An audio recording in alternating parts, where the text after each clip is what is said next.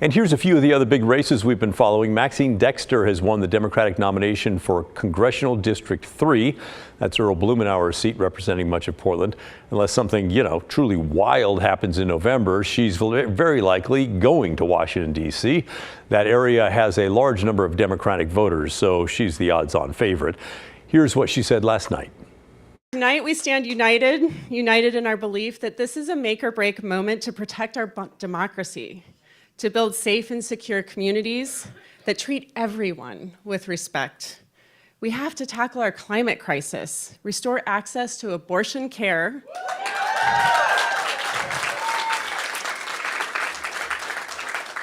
and build an economy that truly works for everyone.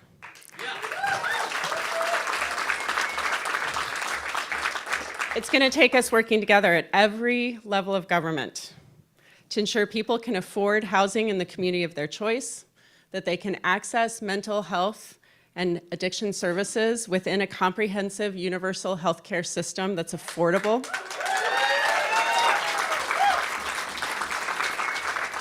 We do not have a moment to waste.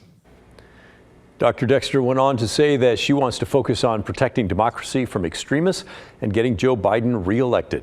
And she thanked Earl Blumenauer for his work in the 3rd District. Thank you for your decades of service to our community and our country.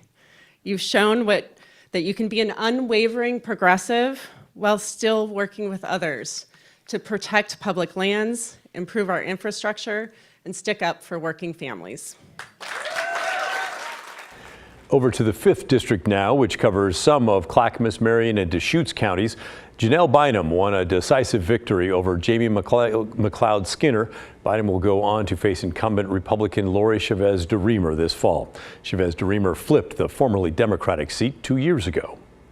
Washington isn't working for folks here in Oregon, and in fact, Lori Chavez DeRemer and her Republican friends barely get any work done at all. I called some of my colleagues, former colleagues in Washington today, and they were like, I don't know what I'm in for today, but it's going to be a ride. When you show up at work every day and you never know what's going to happen, that is very disenchanting, and that's not what should be happening in Washington. We should have a lot of work to look forward to. So when I am elected to be your next Congresswoman, I'll put in the work. I'll put in the work each and every day for you, your families, and our future. I'll protect access to safe and legal abortion care. I'll work to find solutions to the housing crisis. I'll fight to bring good-paying jobs home to Oregon and support Oregon's economy. And on the other side, Lori Chavez DeRemer's camp sent out a statement saying, as an independent voice for Oregon, I've worked across the aisle to lower costs, tackle the fentanyl crisis, and reduce crime. I'm honored to have such a strong coalition of support from Oregonians of all backgrounds, Republicans, Democrats, and independents, and I'll continue fighting tirelessly to grow our movement so that we can keep building a better Oregon by advancing common sense solutions. Now back here in Multnomah County, we're keeping a close eye on a couple of county commissioner seats. Right now, both the District 1 and District 2 seats appear to be headed for runoffs this fall. No candidate has won either seat outright. In District 1, it's close between Megan Moyer and Vadim Mazursky, but neither has reached the 50% needed to win the race outright. And in District 2, there's a three-way race between Shannon Singleton, Sam Adams, and Jesse Burke. Adams and Burke are neck and neck. The top two candidates will go to the runoff. And some interesting stuff happening over in Clackamas County. Clackamas County Chair Tootie Smith appears to be falling to former Sheriff Craig Roberts in her re-election bid, failing to keep her seat. If Roberts can hold on to more than 50%, he's going to win this seat outright. But if not, the two will then go to a runoff in November. And controversial incumbent Mark Scholl needs to put up a good fight to hold on to his seat. Right now, he and challenger Melissa Fireside are nearly tied, and they'll go to a runoff. Scholl has survived an earlier recall attempt and was censured by his own county commission for racist posts on social media. And Chair Tootie Smith actually called for his resignation in 2021.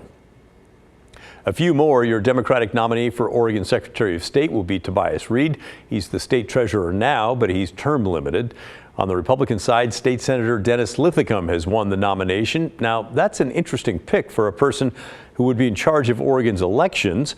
Why, you ask? Well, because he's filed several lawsuits to end Oregon's vote-by-mail system, citing conspiracy theories and voter fraud. And, by the way, he cannot run for re-election in the Senate because of his participation in the Republican walkout last year.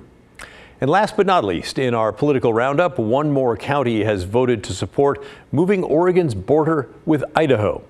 Crook County became the 13th to formally vote to allow the county to join the Greater Idaho Movement.